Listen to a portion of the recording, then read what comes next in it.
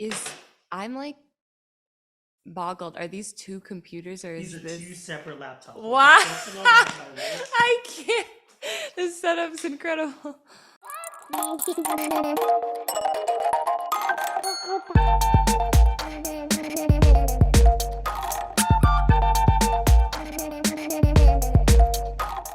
Welcome to Long Form Conversations, the podcast about long form improv. Today we have a very special guest today, someone who I have been looking up to for a long time. Please welcome my Darmon. Wow. Thank you for having me. My pleasure. That's so sweet. So really quick, just to introduce you and get your bio down. You are, I believe, a improviser, a writer. Do you do sketch? You look like a stand-up. I look like a stand-up? Look like you could do some stand-up. No, I don't do sketch. I took one sketch class and I found that the homework element was not conducive to my ADD. I simply, I would write the sketches 20 minutes before class and then call up Erin Smith and see if I could use her printer, and I would be late every single time. So it was the printing aspect you think that got it was to the you? printing aspect. It was the planning, and I would also just forget about the sketches. And I can't, you can't force a premise in 10 minutes and like hit 3 beats. We do it all the time in improv. We do it in improv, but I think it takes two. And when you're alone and you're like playing chess with yourself, it's like the stupidest thing ever. That's not what sketch writing is. Sketch writing is not stupid, and it's not playing chess with yourself. I love sketch writing, actually. Okay. Already issuing apologies. Okay, any other things? There's gonna be a lot of that. Are you gonna add anything else to your multi-hyphenate? No, I don't dance. I can't. Let's see. Just gonna be Actor? improv and writing. I've actually never really Consider yourself an actor? No, I don't think I'm a good actor, but I would like to be better. I think I want to take like an acting class. I think that would help the improv. Fair It's enough. all geared towards that. I like to start off with just a little bit of banter. Okay, good. Thanks for the warning. Yeah, I guess I didn't need to preface that, but you know what? It's for the viewers. Right. Okay, so like, why are they talking to each other? What the It was pre-planned. It's called producing, baby. Some banter. Oh God. You got something? Yeah. No need to panic. You're in good hands. I want to start by saying I checked out the We Made It Shag Takeover last night at UCB. You did amazing. Wow, thank you for going to that. It was so fun, and it's so cool to play with people I haven't ever played with. Now, is that something that y'all came up with, or did Jake come to you for that? Because I think that's such a great opportunity to welcome on. I think I saw a couple of Instagram stories. I'm heavily on Instagram, but it's like my first time on UCB, or it's like, this is so amazing. I get the chance to play with people I admire. So where did that come from? So cool. I mean, Shag does host the like monthly jam, I think, at the clubhouse. And what happened was Jake just had that slot and was like, "Oh, do you want it?" But I don't think it's like a regular thing. But hey, Jake, maybe it should be. No, but yeah, Jake was so nice to let us use the Wii slot at UCB. I had fun. I've been discovering that just sometimes in the panic a lot of unexpected things come up, and because now that we're doing like more and more UCB shows, and that used to feel like the highest stakes, which feels embarrassing to say, but it was like, it just felt like how, I don't know, being on that stage is so intimidating, but it, I think, is a great environment for surprising moves. Yeah, sort of a generic thing to say, but yeah. Well, speaking of that highest stage, we're now performing regularly there now on Lloyd. I don't know if I ever got a chance to formally congratulate you. I might have double tapped a story, but congratulations on making Lloyd. Oh, thank you so much. Yeah, it's so cool. It's so fun, but also scary. Like, again, that Harold's scary. Yeah, that guy is creepy. That guy is so creepy. And he keeps coming back like 2-3 times. And like, yeah, if you plan things right, he could come back 3 times. Yeah. Usually though, just 2, and then he gets cut Just off. 2.5 times. Yeah. And I love your team, Bad Kisser. How you Thank getting you. along with that? How you liking Dickie Copeland? They're great. I love the team. They're so cool, and I think I feel I'm so happy that UCB was finally ready to have like an all ladies team. Couldn't believe it that there hasn't been like an all women's Herald before or anything like that. It's so funny too because I don't know where you started, but I started doing improv in Orange County, and that's something that they've been doing for like years before that. So I was like, oh yeah, it seems like a really smart way to get more people encouraged to take improv, but also just like a really good marketing thing. Just be like, hey, it's we got the ladies' lady. Yeah, so like, why not do it? Why not do it? Yeah, it's also there's a different energy on an all women's team.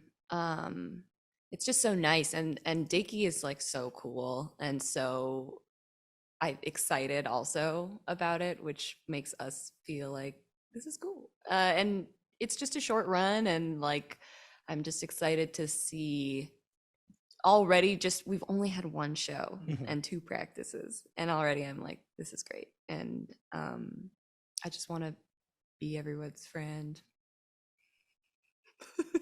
Another crazy line. Yeah. Okay. Not Almost gonna self-edit a little anymore. crazy. Yeah. I've done 2 banters. Your turn to banter back. Banter back. Okay. What was your first impression of me? No, I'm kidding. What On camera? What's your favorite team? No, do you Shag, easy. do you feel this is kind of a big question? What do you feel you have, or like do you have stuff in store for Glass Clown? Do you like plan ahead, or you kind of like take shows as they come and like go with the flow? That's a very good question. That is not banter. Oh no, fuck. Banter. Okay, wait. No, banter. I'll answer. I think that's a very fair. You put a lot of time and thought to it, but it's just like, how was your day? What you right. have for Oh lunch? shit. So for those that don't know, I'm on a team called Glass Clown. I would say it's like my main team right now. I love them all. And they all know this, so should be no secret to anybody in Glass Clown. Yeah, I got plans. I'm like the one making moves. I'm the one that's like, hey, wouldn't it be cool if we submitted to festivals? Wouldn't it be cool if we started doing sketches? Let's submit for a show at UCB. So there are definitely plans, and I'm not afraid to say it or take credit for it because I am the guy pushing for it. Hey, let's do a podcast where I interview you. Okay, so here's the deal with me is that I am so slow at understanding like broader strokes, like how to be a person, how to exist in the world, and how to like communicate with people. And then on just sort of a micro level, I'm like, now I'm remembering like, oh yeah, so in podcasts, this is the time when people tell a funny story from their drive over. Yes, it is.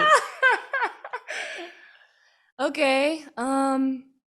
So what'd you have for lunch, dude? Mediterranean food. They had I did Uber Eats because I had a busy afternoon. And a plug is a promotion for oh gosh, I can't remember the name. I remember is that pita's in the name, but on Uber Eats they have a buy one get one free special. Ooh. So I got 2 chicken skewer meals. But isn't that like too much of the same? No. Like you're gonna have it tomorrow? I ate both of them. I have, because I've had, and to be fair, I've had it before, and like I used to do that, like, oh, I have one for lunch and one for dinner, or one for dinner and one for lunch the next day. Not feeling enough. I had toast with avocado and egg. Oh, you didn't ask me, but I'm just volunteering. Don't make this weirder. No. And you made it yourself? Yeah, I made myself. Well, saved yourself $11. Congratulations. But I will say the luxury of Uber eating something. Oh, it feels so good to just know you're taken care of and it's just gonna arrive.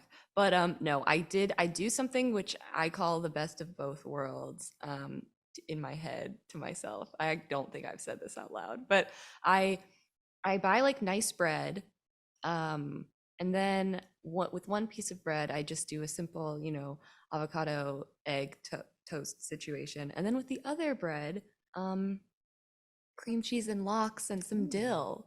And it's the best of both worlds. It's the perfect breakfast, which I eat for lunch because I love breakfast foods. Absolutely. This feels more vulnerable than talking about improv. Okay. Talking about my weird lunch. I'm just gonna ask you one more question. We're gonna drift. No, please, more This might be banter. intense. I'll get it right. You said the best of Soon. both worlds. So I just want to make it clear. One world was cream cheese and lox. The other world was eggs and avocado toast. You got it. Okay. That's why I call it that. Yeah. Because I always want smoked salmon, but you can't be the whole meal. You need other things. Yeah, a balanced You meal. need a balanced meal. You can't have cream cheese. And also, it's vegan cream cheese because I'm not good with dairy. All right, great. Well, that has been banter with my Darmon. Painless, smooth banter. Perfect. All right, we're gonna go ahead and move on to our first segment now. This segment is called Improvster Syndrome. This is the opportunity for us to hear about Mai's journey as an improviser, how she got to where she is now, and then of course, if anybody's listening and feels moments of imposter syndrome, you can kind of rest assured that you have overcome it or you're still going through it. Or you can write it in. Is there an email that they could email you no email. Well, it's my email, but I actually don't want to. Don't do that. Don't do that. So at David D. Long on Instagram. Yeah. And I will field those DMs. Yeah, I grew up here in North Hollywood, and I did not do any theater or acting or any improv stuff growing up. Can I ask what you were like in high school? Sure, yeah. I was a real dweeb. If it was Breakfast Club, which one were you? Ali Oh, Sheedy? okay, because I'm like, I would be the kid who brought a gun. No.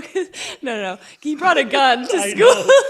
Ryan, the brain. Yeah, because I was like, well, I would be the girl who's in like all black. What's her Yeah. name? I only know the actress is the Ali Sheedy. I don't know the Yeah, character. Ali Sheedy. But then I was like, well, I wouldn't be her because she's a little gross. Like she's shaking out like dandruff from her hair, and I would not do that. That's pretty nasty. And then I was like, who's the other nerd? Some people do it dandruff and it's fine. It's not gross. It's I don't mean the dandruff is gross. I mean the act of sort of like shaking it out of your head. What's she supposed to do? Leave it in her scalp? Well, if you're dealing with dandruff and you're like in a social setting, you're like, time to let out the flakes. I gotta Maybe, yeah, you know what? This might be more telling on me.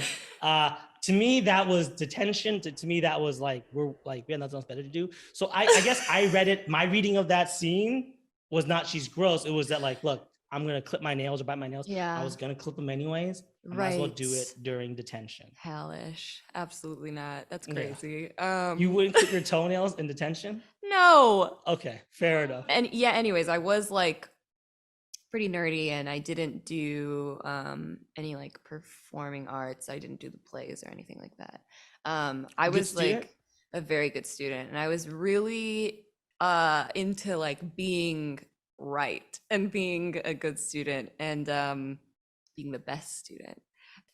But yeah, I desperately wanted validation from teachers and specifically like English teachers. Sounds healthy. Yeah, I just like wanted to do well and to do, not just do well, but like for them to like recognize. I sound psychotic. I really wasn't like a little like dictator or anything like that. I just wanted them to get me. Sure. Yeah. But don't feel self-conscious. Okay. I was like that too. I was like a straight A student, or if I wasn't, I used to like tell teachers, like, I pulled this card a lot. It's like, look, like I really want to go to a good college. I can't get this. Oh B. my God. What can I do for extra credit? Because I understand I messed up on this test or this essay, but like, let me make Wow. up for it. If I'm willing to do more than what's asked of me or the other students, why can't that bring me back up to an A minus? That's wild. I think that's And teachers actually used to be like, oh, can you just clean up my class? Like, because I think they were like, and I think most teachers like, oh, like David's smart. David's a hard worker. So it's just like, this kid is Like, I'm trying to have lunch. I'm just trying to take it easy. Wow. Let's just give him that A- and make him do Okay, stuff. so that's interesting because I think that's impressive. I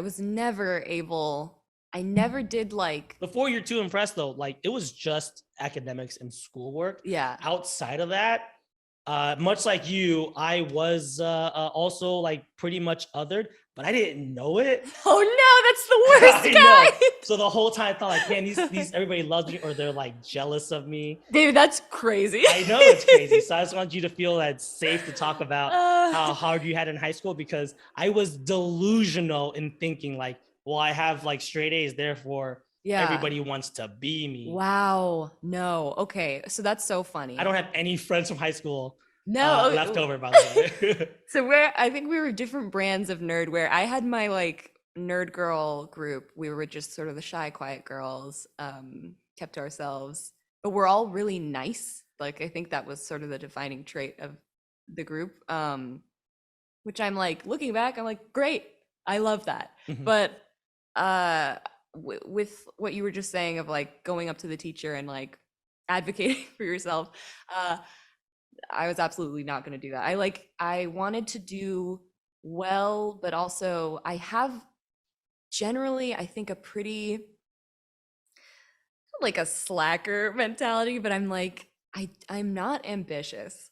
I want to do well, but I also am like, I'm never gonna be the person who like stays after school and like meets with the teacher and gets, even if I'm like really struggling, I like don't want to go to the teacher and ask for clarity or whatever. I want to have sort of an innate understanding and like talent for it, or else like I'll just suffer quietly. So it's just like two warring things, but I think that's like ADD where you're like, I want to do so well and I want it to be perfect, but my intense procrastination will not allow me to do that. So, given what I have, like what I mean by that is like 3 hours between 3 a.m. and 6 a.m. when I have to write like a 12-page essay, I'm like, that's actually not bad what I did. Like, given the parameters that I gave myself, or cursed myself with, that was okay. And that's kind of still a little bit of a problem for me where, an issue with the sketch class too, where it's like, if I gave myself the time to do this, if I really like sat down and had better time management skills, I could maybe achieve something that I'm really proud of. But since I don't, the stuff I do achieve, I'm like, well, you know what? For someone who was panicking in the middle of the night, this is pretty good. And that's how college was as well. I was just like, I yeah. don't mean to psychoanalyze you, but I Uh-huh. do have a question that I think may be helpful for folks. But if you don't want to answer, No, let's please go. don't want to answer You it. come to the improv podcast Because I to find that this is true for a lot of improvisers, a lot of people in Los Angeles, a lot of creatives, in fact. Do you think that you don't want to put in the time or the energy? Or actually, how about this? If you did put in the time and the energy to like work on that sketch or to, study for the class, whatever, Yeah. do you think you'd be more disappointed by the results? Of course. It's a way to protect yourself. Mhm. Yeah, 100%. And then it really is impressive when you do well, because then you're like, well, maybe I didn't do the best, but I like did something kind of superhuman, which is literally I've had many nights, or many nights in college where it was like, I once had to write, I had a creative writing class and we needed by the end of it to have like a portfolio of all this work and these assignments. And she had trusted us that over time we were doing those assignments. And then by the end you turn in the portfolio. So this is the work of a full semester, short stories and poems and things like that. And that was due. And I hadn't done like any of it. So I was like, great, that's okay. I have all night to create all this stuff. And at, midnight or even later, I was like, I've never watched, I think maybe told you this, but I was like, I've never watched Apocalypse Now. And so I was like, I think I'm going to do that actually right now. And so I was in the middle of the night. I remember it was like snowing out. I was like what am I? No, I wasn't typing. I was watching the movie, and then I was like, and it was making me very anxious because I knew I had this huge thing, but I was like, I just got to get this out of the way. Yeah. And then yeah, at like 5 a.m., I wrote all this stuff, and it wasn't bad, but it wasn't great. Yeah. Yeah, sort of how I live my life. I think that's very common.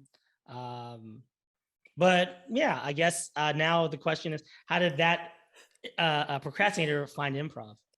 Yeah, so I didn't do any comedy, and I didn't do any improv, like no college improv. And I think it would have been like, I don't think I would have been accepted if I had, because I think the NYU vibe around that is probably like really intense and competitive.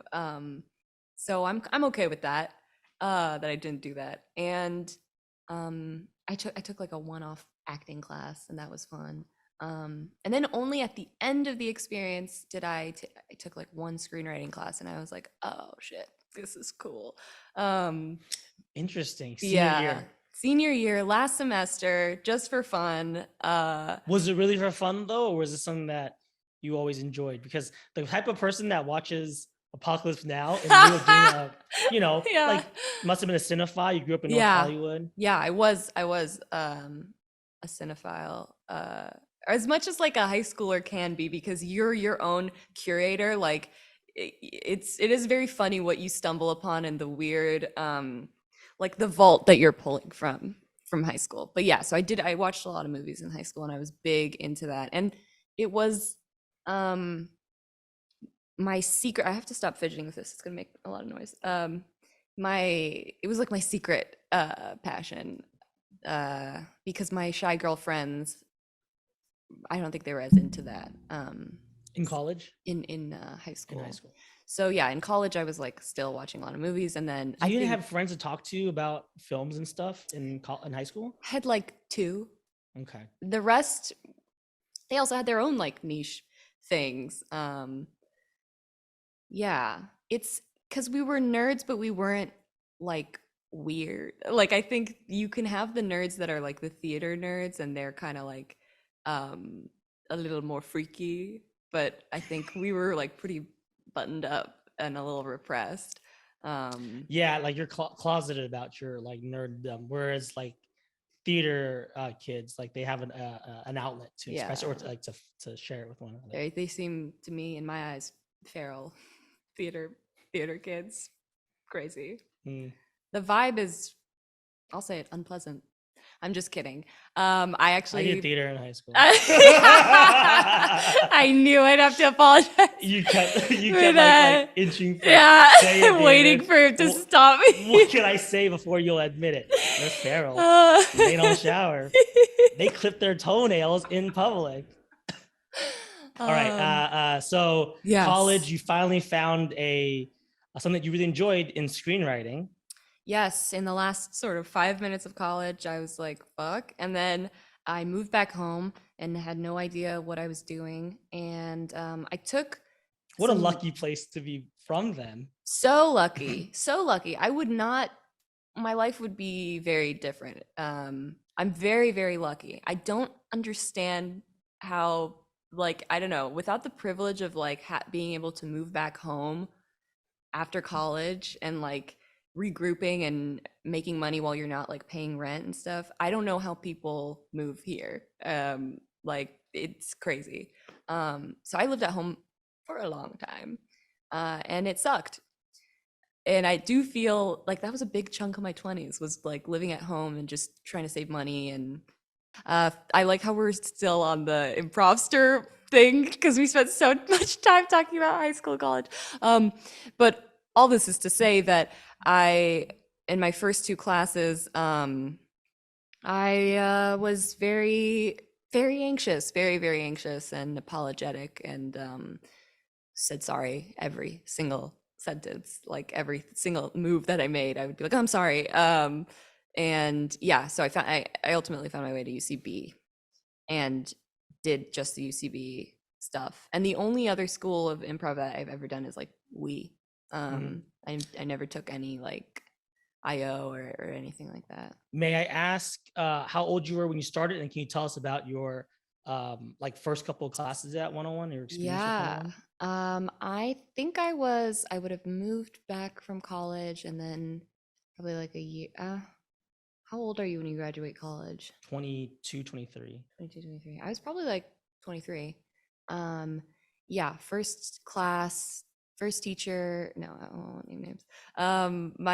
No, he was great. He was great. Paul Welsh, he was really, Mhm. really good. And it was crazy. I was like, oh, this is a different language. I've never, he was so impressive to me. And I remember the early shows that I watched too. They left like a really strong impact. I the first class I had no idea what I was doing like at all, and I still am haunted by some scenes from the class. And this is a long fucking time ago, and I can still recall remember. like choices I made that I'm like, what? Oh my god. So, and and then 201 was also pretty painful.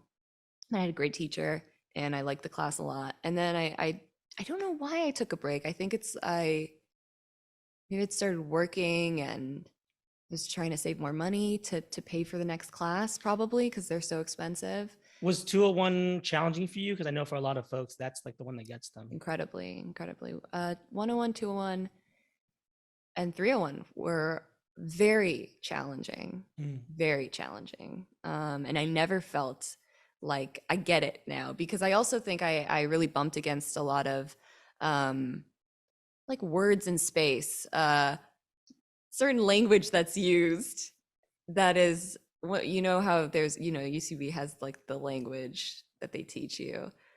And I was like, this is gibberish.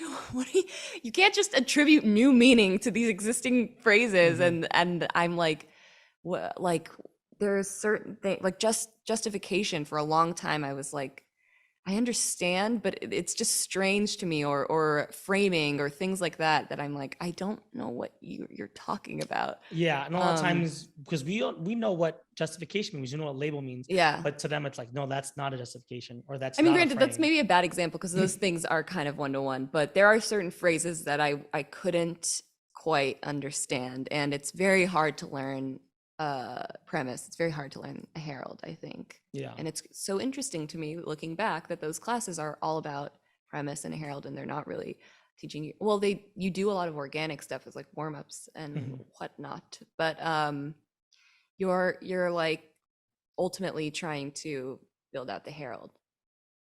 Very hard. Yeah. Heralds are And you hard. started finding more joy or appreciation in it in 401?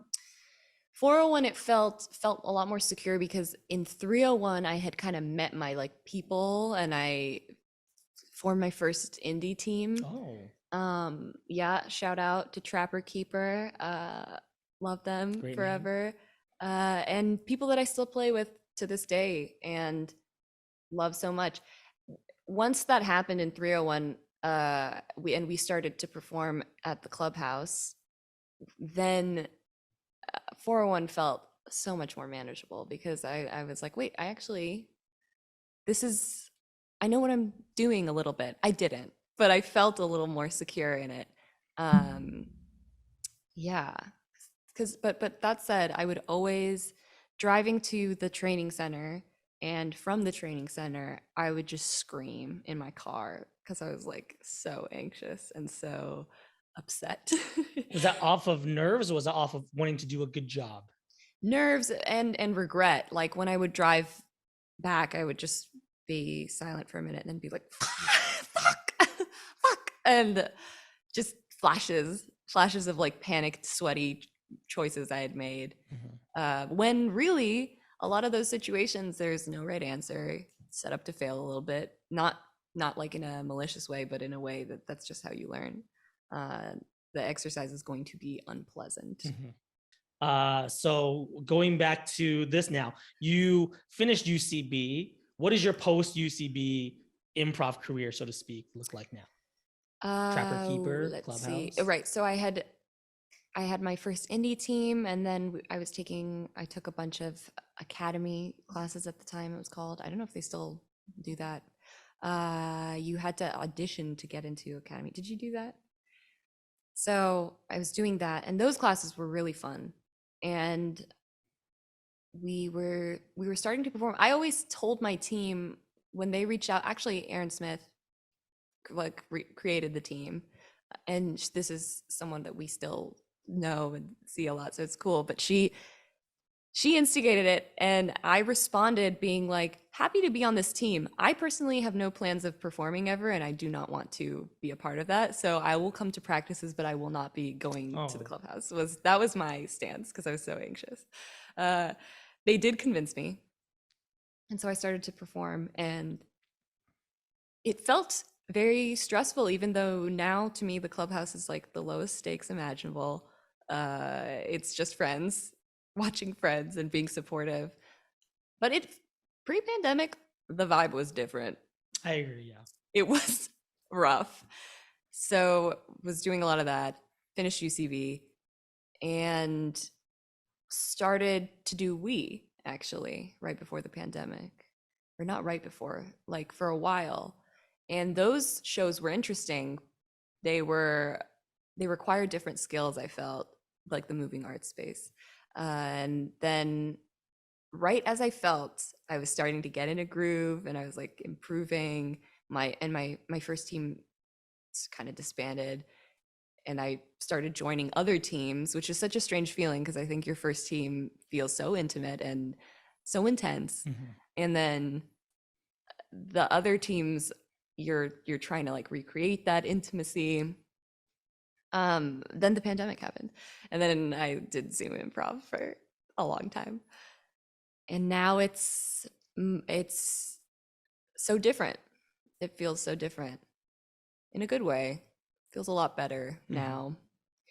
Not just as like a player, but also like the perspective. It's not life or death. Doing a bad set is fine. It's okay. Yeah, I Uh, think, like losing UCB, kind of just losing whatever you'd call that, like the mainstream or the big three for 2.5 years, like really put things into perspective, especially for me. Uh, um, really, everything was so high stakes. I remember every time I took a class or every time I did a show, I was like, I need to prove to everybody this is that little kid again. It's just like, yeah. what can I do to get this A? You want me Can to I, clean the theater? yeah, I'll should clean the theater. take more classes, take more workshops, I'll do it. And then now it is so much more of just like, oh, I don't care. Now I have so much fun. That said, I do care. I care a lot, and I do get anxious still. The stakes actually are very high. I just mean it's not. You're not afraid to fail.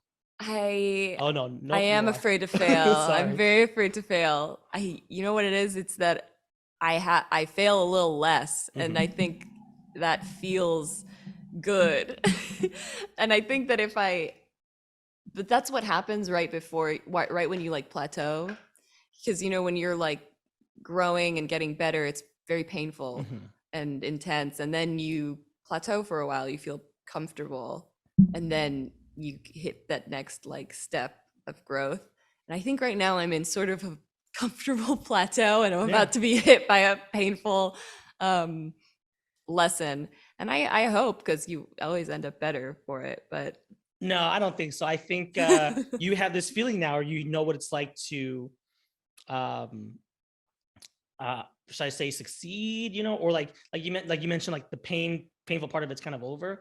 And I think that hopefully not in a way that you're trying to chase that high, but just in a way that like how it's supposed to feel. So hopefully as you continue to grow and prosper in this community, you'll know how to like kind of reset back to that mind space. yeah.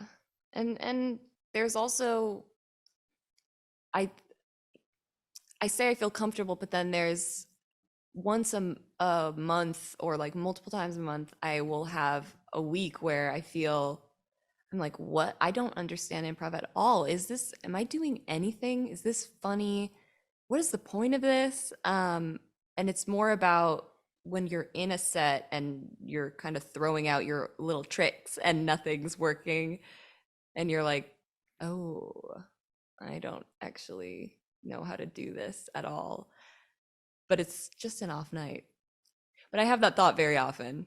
And then I'm like, I got to take a class or something and shake it up, because nothing feels worse than seeing yourself do your little trick and it not like working, and you're like, well, that's because it's contrived and because I kind of I'm relying on this old crutch, and this is supposed to be spontaneous and new. Present. Yeah, and present.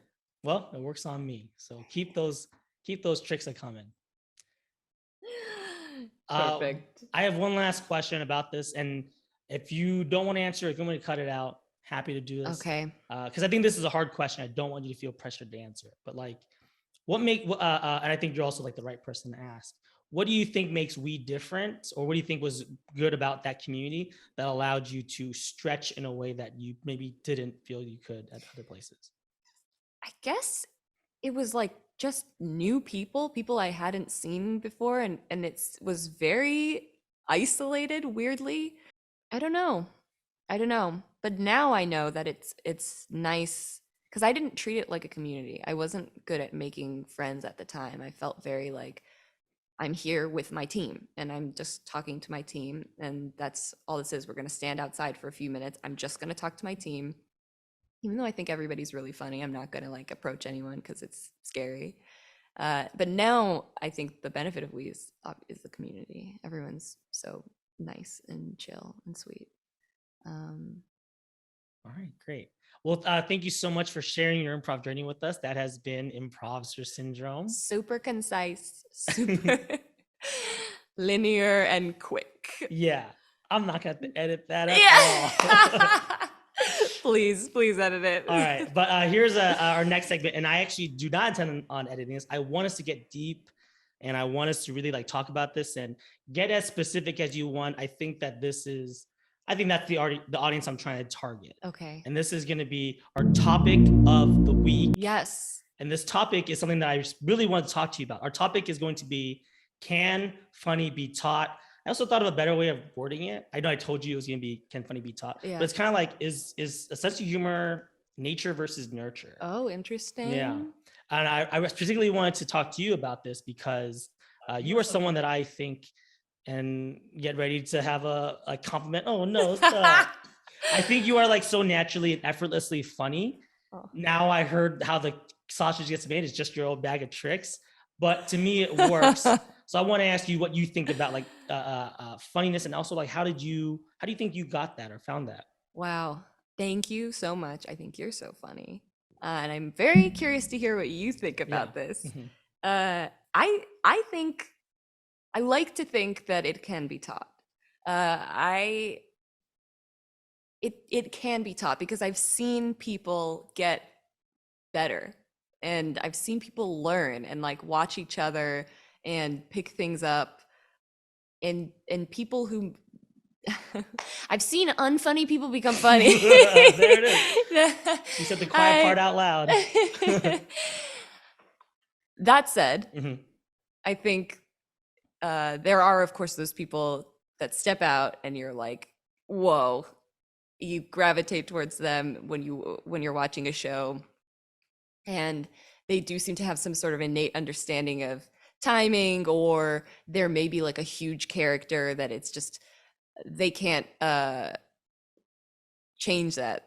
They're just being themselves. Mhm. I of course acknowledge that there are those people, but as someone who's been a little bit more reserved and has felt like, well, if I'm not like gonna be the loudest, am I funny? Or if I'm not gonna, I think it can be learned. And that's what UCB was helpful for me. Mhm. Or how it, like, just there are rules, there are things that can make you funny. My brother was talking to me the other day, and he's never done any comedy or any performance or taken any of these classes. He had to do a speech at a wedding, and he called me while he was like writing it, and kind of I think he was getting excited about like jokes. And he's like, you know, it's like all about timing. It's like, yeah. And him discovering He didn't that have to pay $5,000 to learn he that. didn't have to pay any money to learn that. He did an incredible speech, and he just seeing him discover the joy of that creation made me like, anyone can watch enough stuff and figure it out. And anyone could get better by watching good people perform and copying them. Mm-hmm. I think imitation is like everything. Yeah. I think like watching your heroes and doing your version of what they're doing, because it's not going to be what they're doing. It's not even going to, no one will even know that that's what you're referencing most of the time. I'm really glad you brought that up, because that actually is a perfect segue into what I was going to say, because I do agree that it can be taught. There's obviously a whole school about it. And like you said, we've seen people come in unsure of themselves and come off like able to tear that stage apart, being so funny. I also know because like I've like taught coworkers how to be funny. I taught them the formula of like setting a pattern, breaking that pattern, and then ways to continue to break that pattern in surprising ways, right? Yeah. So that part, the formula of it obviously can be taught, but what you're saying, that's just one shade of being funny. Right. And one thing that I've noticed a lot, and you see this with a lot of bros, a lot of dudes, Yeah, a lot of salesmen, right? Like they are just doing imitations because obviously they know what funny is because they watch comedy shows. All those guys that just repeat bits from stand-ups, yeah. like I've met tons of guys like that. And like at the end of the day, if they study the formula, they can copy the formula. If they watch Robin Williams, they can do a Robin Williams impression. So they know how to achieve that goal. But as far as like genuinely like finding something funny and then just saying it out loud or being original, I think that is something that is maybe not necessarily you're born with it, but you definitely figure it out at an early age. And it's almost inextricable, or it's almost like a personality type where you are constantly like figuring out what's funny about it and then pitching it or finding new ways to approach it. And I guess you're kind of like challenging it where you're like, I want to find new ways of being funny. I don't want to just, do Borat quotes the whole time. Right. Pretty good though. I mean, look, the guy set up the template. He defined a sense of humor for a generation. Can't say enough. Yeah. It's interesting. As a kid, I was doing a lot of voices and impressions of imitating people, imitating my friends, much so to that's something that their you did. chagrin. So I guess that's something I really wanted to ask. You've been funny since you were a child? I don't know if I was funny, but I know that I couldn't help it. I liked, I think I was interested in like just mimicry and accents specifically. Any problematic ones? I said I was an Anglophile. I was doing British accents.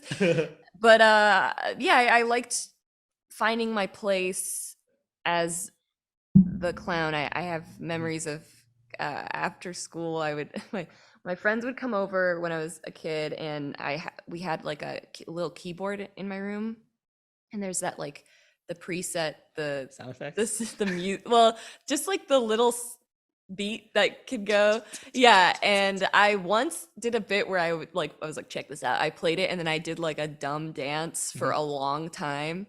And then every single time after that, my friends would make me do that. And it's kind of shitty because they'd be like, dance, do your little dance. And you were just happy to have an audience. And I was like, oh, all right, time to do my dance. And I think it is helpful if you were a kid who was like willing to do stuff like that. That's maybe the nature of it. Yeah. Maybe a little bit of an exhibitionist or an attention. No, or like comfortable with some attention. But I think that you can build out like those specifics you were talking about before. You can build that out by being curious about the world, by reading and watching movies. I think watching movies is so important to improv. I mostly rip off movies when I am panicking and can't figure out like what the game is. I'm like, well, time to force my own game. Ever seen Liar Liar? The pen is royal blue. Yeah, so I think being curious can make you funny, and watching funny people can make you funny, and it helps if you were a little freak kid too. I think you just like totally, speaking about debate, counter argumented me into what I was gonna say. Okay. Because what I always kind of felt and speaking to that, like I was also that kid. Everybody thought I was so annoying. I thought I was, and honestly, I was annoying. But I want to clarify. they didn't think I was annoying. Oh. Don't put us together. No. They didn't think you're annoying. But I for me, it was also like a hunger to like, I want to make people laugh. So it wasn't like I was trying to bug them. It was so much just like I'm testing material on an unwilling audience.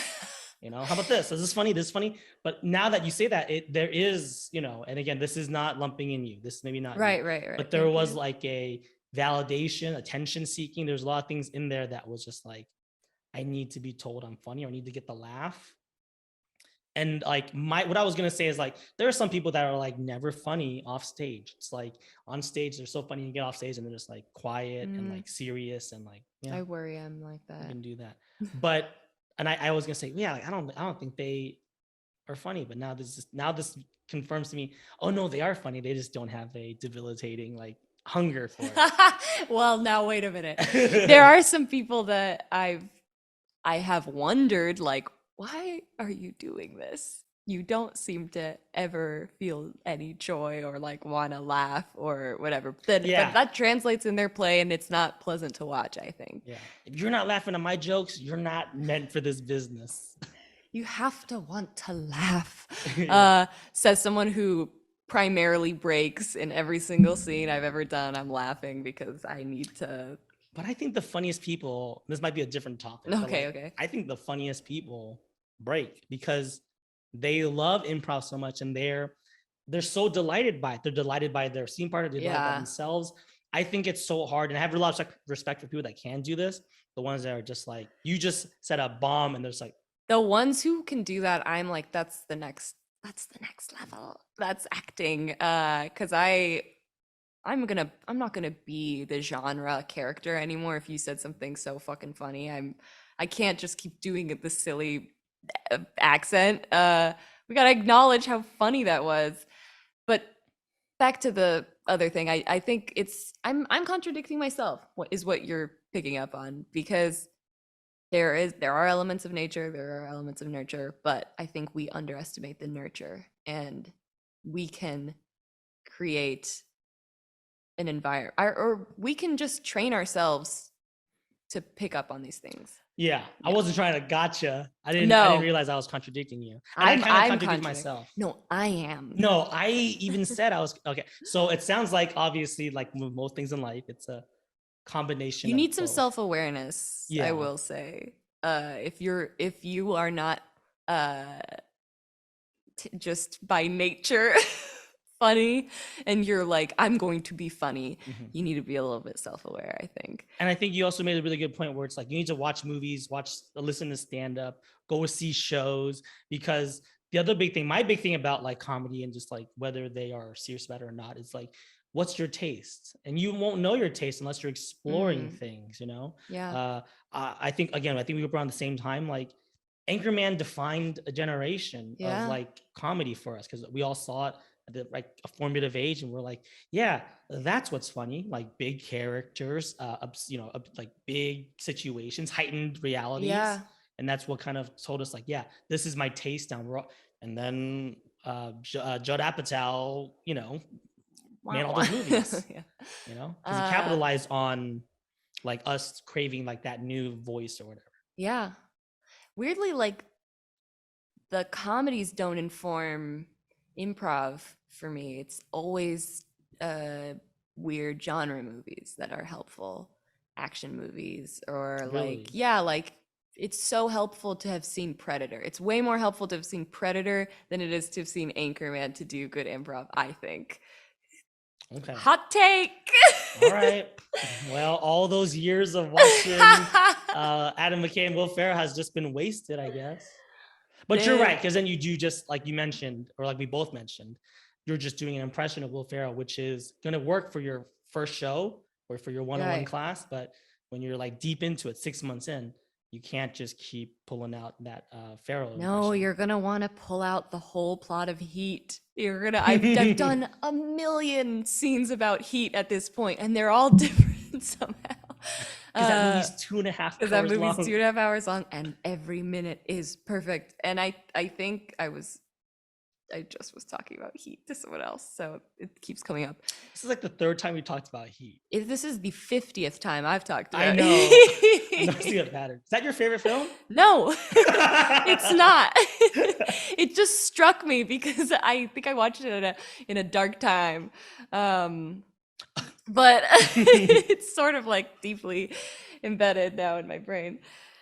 But I think it's helpful to watch weird and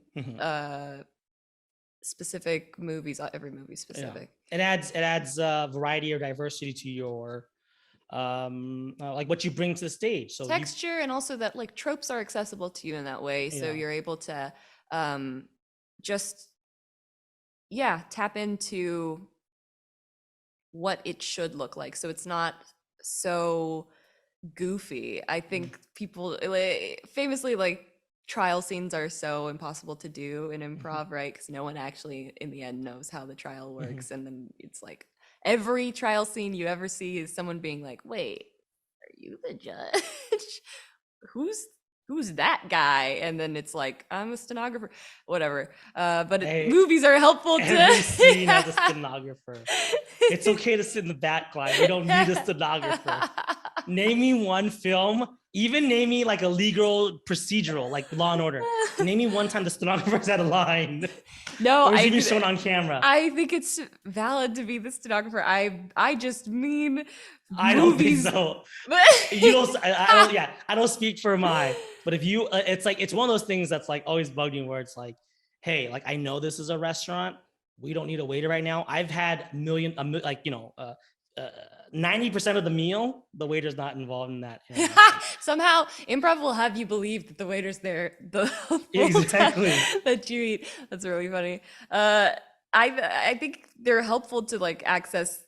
Well, you know what? I'm just speaking from my perspective, as truly I feel I function as an alien encountering human life for the first time. That's just how I live my life. I don't understand things and interactions, so very often it's very helpful for me to pull from movies. I sound like you sound like Nicole Kidman. I'm like, oh yeah, we come here for magic. I think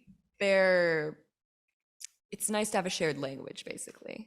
That's what they grant you, an automatic shared language, whereas oftentimes the thing that you find funny might be actual gibberish to other people. That happens to me a lot, where I say something and everyone's like, what? What? And I'm like, we all noticed the same thing, I thought. So I'm gonna like agree with you, but then I'm gonna like add one more thing, because I totally agree with you. Having that shared language, understanding the tone or understanding what's supposed to happen in this scene is so important. But I think that the actual comedy, the actual funny part is when you know how to like, okay, so since this is the base reality, how do we deviate? How do we find a heightened moment? You want to subvert it, absolutely. So while I think that is really important, I'm not gonna like downplay that. I do think it's so important to like know all these different genres and tones and situations. How do you think one learns how to be funny? One, like you could do, like there's so many people that studies Shakespeare, can do Shakespeare, but how do you now do like a parody almost of Shakespeare? Yeah, I think it's a combination of you endeavor to do Shakespeare literally, to just do it, and also a false sense of confidence where for me, when I step out, I'm pretty anxious. I think I said the word anxious maybe 100 times, but I step out and I immediately try to embody a very false sense of calm that I do not have. And that gives the audience, I think, some assurance that I have some idea. I don't. I'm literally just taking a beat, taking a second to figure that out. And then you add to that, like, if I literally were to recreate Predator without trying to subvert it, without doing anything, it would be still funny, because even in my attempt to be accurate, I couldn't. Because you're going to make, at some point, some type of human mistake. At some point, as the first, step one would be a mistake, and the whole thing is going to be riddled with mistakes, and you're going to like lose the thread completely. But it's knowing which of those mistakes, I think, to prod or to, to like label and then to like play out. Because you could just do bad Predator. I don't Yeah. think that is going to be always a success. It can be a success, Right. but I think I don't know why I'm like pushing hard for that, because I actually think I use this as almost a last resort. Like I like to pepper it into sets when it's unexpected and, oh, I'm making a connection. Interesting. This is all taking place, I don't know, on a boat. Yeah. Okay, we could do a Jaws thing here, I guess. But generally, that's not the goal. I don't step out trying to like recreate. I think this is me more speaking to the fact that I like to see genre and I want to see more. Of course. Yeah. And I like when I get to do it. It's very fun. But most of my sets are very much like, Mom, what the heck, Mom? Which I actually hate. This is your bag I'm of sick. contractors, ma'am. I'm sick of these child scenes that we're Yeah. seeing. Well, I think to pull a more specific example, this is a scene that I saw Shag do. I Mhm. think you may have initiated, but it may not be. But it was Uh-oh. like, like, hey, ladies, let's get ready for this heist. And that because sounds like it something might have been you. I would do. But everybody, again, they have the instant recognition of like, okay, great. Now we're just going to do the tropes or some of the archetypes Mhm. of like a heist movie. But the comedy, in my opinion, has not started yet. I think it's almost kind of fucked up if they start laughing right away, because it's like, these 6 women could never do a heist. Like, I think it's kind of funny. of. Women stealing. But then I believe, if I remember correctly, there's like a very human moment where it was like hey, like whatever can happen with a group dynamic. And to me, that's the funny part. The funny part is that group dynamic now inserted into a heist genre, but it's finding the how to know, like, when, like, hey, we could literally just do like a sincere heist movie.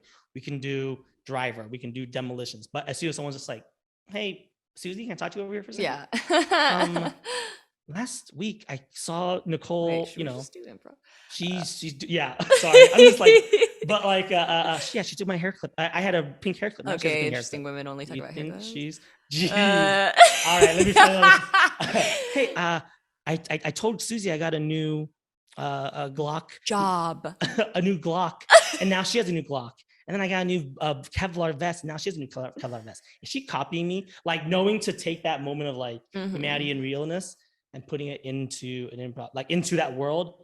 I think that's the part that is funny. I think that's the part that, like, how do you teach that? Or I think that comes from like either a mastery of like being able to think, like, you can think twice. You get like think like, hey, what are high specifics? And then once you find something that's not specific, finding a way to insert it while Yeah. still like juggling this. I think that's really hard. I think that's the part that's nurtured and taught. Versus if we were all just doing a heist and then someone's just like, I know it would be funny Yeah. if I just started, so they're not juggling, they're not doing the math. Yeah. They're just like, I'm ready for this heist. Let's get some clown noses. Wait, why do you want to do clown noses? I saw it in the movie once. I saw Jokers, so like, that's what bank robbers have, right? Bank robbers have clown noses. Okay. And this is the person. This is the nurture person, the nature person. This is the nature person. Nature person. The nature person. Okay. You couldn't tell. I couldn't tell. Spoiled my whole thing. No. I guess it comes from it's almost like it's how quickly come up with it, or just how unrelated it is, right? Because you could do the math of like, what doesn't belong, what would be unusual in a heist scene, versus someone that's just like, it's almost like a piratey move to be like, I'm gonna use my money to buy a horse. You gotta listen. You need to listen. You need to hear what people are saying, and you need to overcome the little demon in your ear that's like, it would be funny if I came in and just did a voice. You have to help people. But it would be funny. Obviously, the improv training is to like, now everybody like clock that, but then now that person needs to like, okay, I know I may have like taken a little focus, but now it's time to like rest, or like, now I gotta think, like, let them do some stuff and let me find a way to heighten my game, because they labeled it, they called it out. I have the game now. I have the responsibility to play the same game. Otherwise, I'm gonna throw everybody off. It's so nice when you see support moves that are just meant to help the game, that are in and out, that isn't a person altering a scene completely. I think that's like a gift. That's very hard to do. And I want to do more of that, where you're not like asserting yourself and your ego and whatever. You're just coming in, helping, moving some things around, and then stepping out. Or something I've seen you do very well a lot.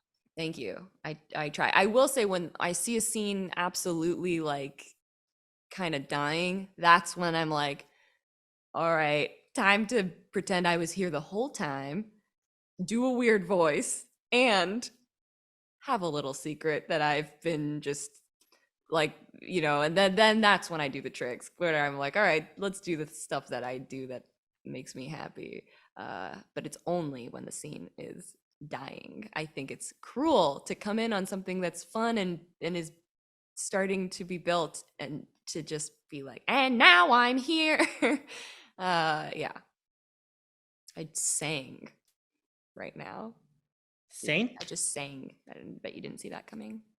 Oh. Singing on this podcast. Should I edit that out or should I leave it in? Up to you. Great. Anything else you wanted to explore about like teaching funniness or how to like build those skills? I think we've explored every angle, contradicted ourselves at about 10 times. Come out inconclusive.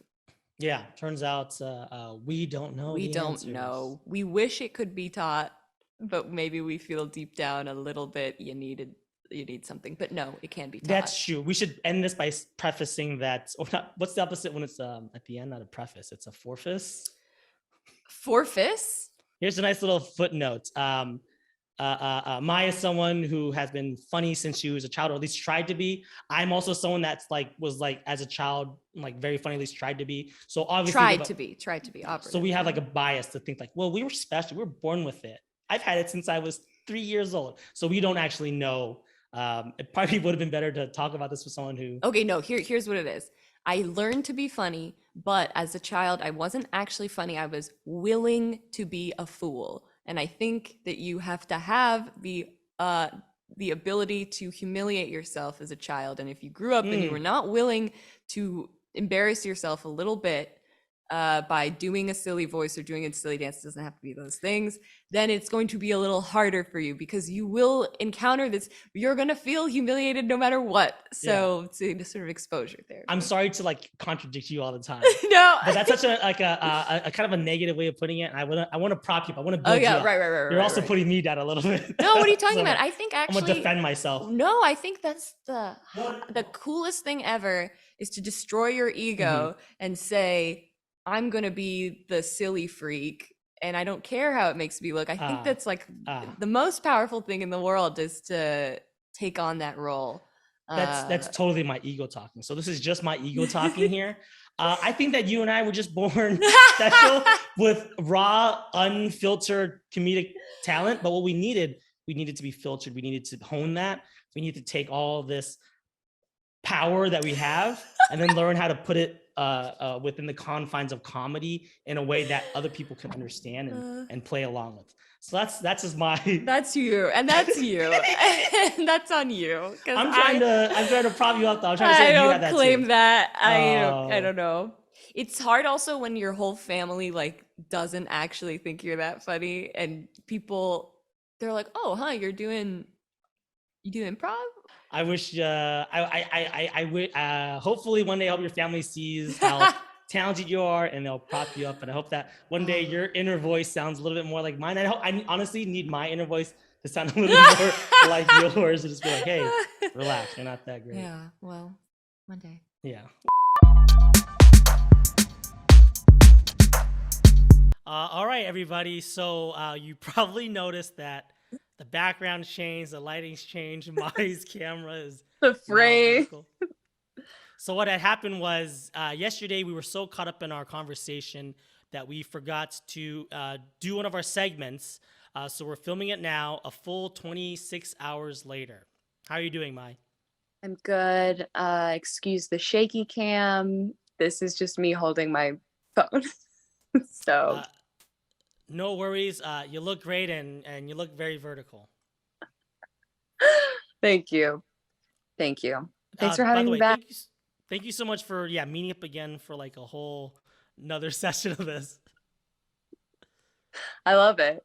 I love to talk improv. All right, so this segment is called Hot Improv Takes. And in this segment, we're going to just take turns just ranting about an improv trend that we've been seeing lately, something that we either want to see more of less of, or like is the right amount and we want it to stay that way forever? Would you like me to go first or would you like to go first? You can go first. All right, great. Hot improv take. Go see more shows. Your exposure to improv can't just be whatever your team is doing or what your class is doing. Because when you do that, you're limited to the best improviser in the room. And I'm sure that person's really good, but when you go see shows, you're now going to open up your horizons and you're going to see the best improviser in the theater, maybe in the city. So go see more shows. Beatles would listen to Rolling Stones, and the Beach Boys would listen to whoever they were competing with. So, like, who do you think you are? I don't care if you are Amy Poehler or any of the UCB4. Like, you still got to see shows, because even if you're at the best, you just got to see what everyone else is doing these days so that you can get better, or that so you can change and adapt to what they're doing. So that's my hot improv take. I agree. Okay, hot improv take. If you're doing a support move, make sure you're supporting. Don't step in just because you have a fun thing, a fun tangent that's just going to kind of make you feel good. Consider your scene partners, consider the people out there who are struggling or whatever they're dealing with. Don't just come in and bulldoze. This is a note to myself as well, because I think we're all guilty of that at some point, but I'm seeing it and it's not fun. Oh, don't oversaturate yourself in the show. Just kind of help where you need to help and then do your scenes. Great point. To bring it back to what we were talking about yesterday. Oh no. Is a waiter helpful or is a stenographer helpful? Oh yeah. I actually say yes, because that it still fits into the world of the scene. I think if you're joining in and you are like manufacturing an unusual, and I think that's another thing, like kind of pre-made unusual, where you're like, doesn't matter kind of what you're being given, you've already decided what your little game is. I don't like that. I don't like to play against that, and I don't like to see that. Other side of the coin, it is helpful sometimes to have some things in your pocket. See, this is the problem about doing hot takes with me. I'm just devil's advocate, and I'll flip. Yeah, I'm not to be trusted. So on the one hand, don't come in and just like take over. On the other hand, it's fun sometimes to have a little secret that you know that your character has. Make of that what you will. Great. You know what? That was a scalding hot take. Thank you so much, Mai, for dialing back in and giving us your hot take. You want to say hi to the past you and me? You guys, you're doing great. Keep it up. All right. Thanks so much. And we're going to go ahead and now throw it back to the past for our plugs. It is now time for our final segment. We got to wrap this. Wow, we got to wrap this up. We got to wrap this up. But this is going to be something short and easy. I'm just going to ask you to plug away. Plug any shows that you have or anything you want to promote. Yeah. Okay. Sorry. Lloyd Night at UCB, first and third Mondays, 10 p.m. Perfect time for an improv show. $5. Perfect price. $5. Come watch some people be funny, hopefully. And we got We Improv, of course. That's Fridays at the Clubhouse. I perform there with different teams, and it's the best.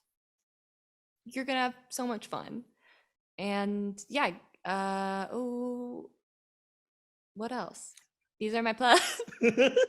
Hey, these are my plugs. All right, great. For me, at David D. Long on Instagram. I'm also gonna be up Lloyd Nights first and third Mondays.